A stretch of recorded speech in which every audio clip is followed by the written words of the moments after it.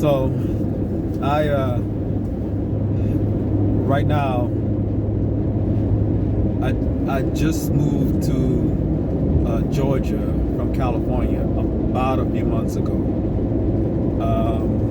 It took me a minute to really get a job like I wanted to get some income coming in, but now I was able to do so.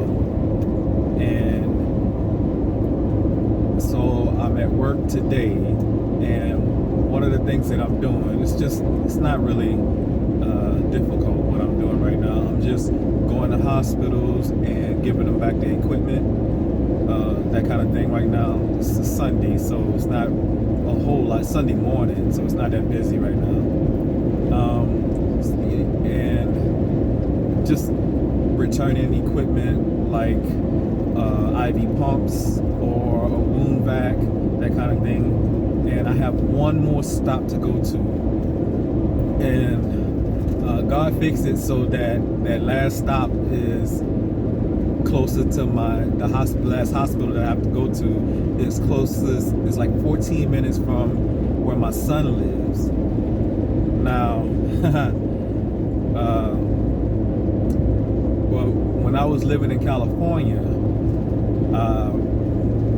it's been about a year and 3 months since the last time I was physically able to touch my son and hug on him and smell his hair. And we've been communicating via the phone or whatever computer device that they have or whatever. And I mean, that's okay, but it's nothing nearly as good as having that person right there with you, you know. So this will be my first time being able to see him. So my son is 3, and I haven't been away from him since he was born. And because the military requires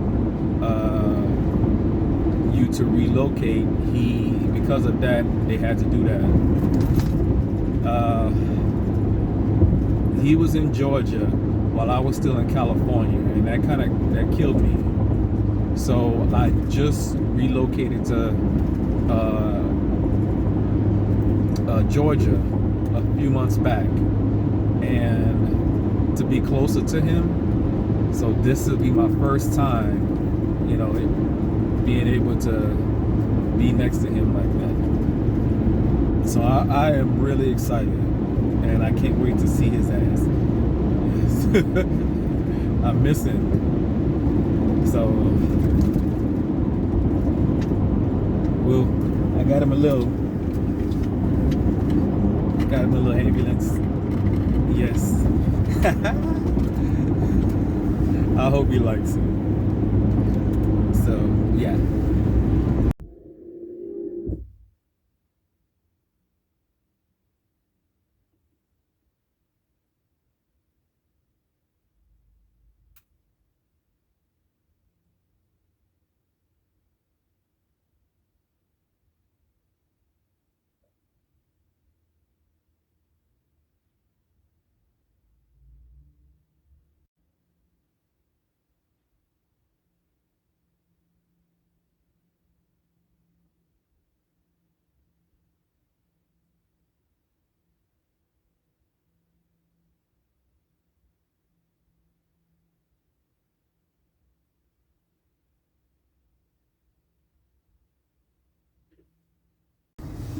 So,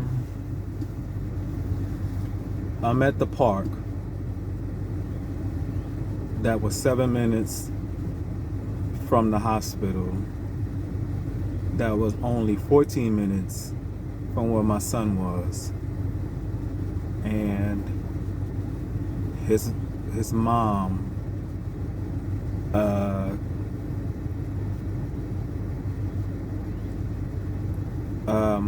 I told her I was gonna be there about 8 or 9ish. She calls me at something to 9 to say that my son was still asleep, which I still had about an hour left before I actually got to the hospital. So that would have pushed it back to 10. So she called and she lied about that, because she could have a couple months back, if that was the case, she told me that my son had 101 temperature that she didn't tell me about, and she said that supposedly she brought him to the ER or whatever, and he was sleeping, and she haven't given him nothing, no medications or anything like that. So I told her I'd call back in about 4 hours. We got in a heated debate, argument, or whatever, about her keeping me in the loop with things like that. And she doesn't. Repeatedly, she doesn't. When he had COVID, she didn't tell me until 5 days later, supposedly when they had COVID. Right? This is when I was in California. The whole reason for me leaving California and coming to the state of Georgia is because I can be closer to him when things happen. Okay? Fast forward into the present, about a couple months ago. Supposedly, within that week, we text each other, and in the same week, she's telling me that my son had 101 temperature. So I wanted to see what he looked like. She didn't want to show me, because we do all this through via phone, video, whatever. And she almost refused to do that. So she said, I saw him, he was sleeping. We got into a heated debate about why she didn't tell me this sooner, that he had been to the pediatrician supposedly and everything. And she got in her car, and 4 hours later I saw him in the car, and they was going somewhere. He looked like he didn't have a temp, a fever, and from the little bit of image that I did see of him. But today she told me that he was sleeping. Now my thing is, if you can wake him up when the child was sick, you know, to try to avoid, because you thought I was coming over there in 4 hours, then you can wake him up to come see me after I've given you a warning since yesterday that I could be coming over here. So her excuse was that he's still sleeping, and then it ended up to being that I'm not coming, period, because something, she doesn't want to move when I move. So I'm having second thoughts on whether this child is even mine. She doesn't want me to be in this life, and there's only so much that I can do. So I'm at this park right now where ever since yesterday morning,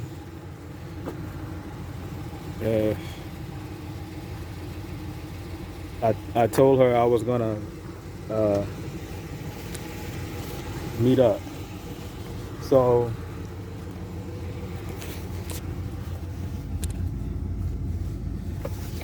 I went out and got my son a toy so he can have to give to him, and I was looking forward. All I wanted was 20 to 30 minutes. I hadn't seen him in a while. This is gonna be my first time being with him, and it's really exhausting dealing with his mom. So I'm just depleted and drained. So I just wanted to be with him. That would have, but anyway, these are the kind of games that I had to deal with ever since I've been knowing her. So that kind of makes me a fool, because I put up with that, so I recognize that. But I was just hoping that today would have been something different, and I could have saw him, and then, you know, that would have been nice. It would have been nice to sing to him the Skidamareek song, because that's our song, while actually hugging him, and he was there in front of me. So that's not happening, and I'm getting ready to go back to the station, and life goes on.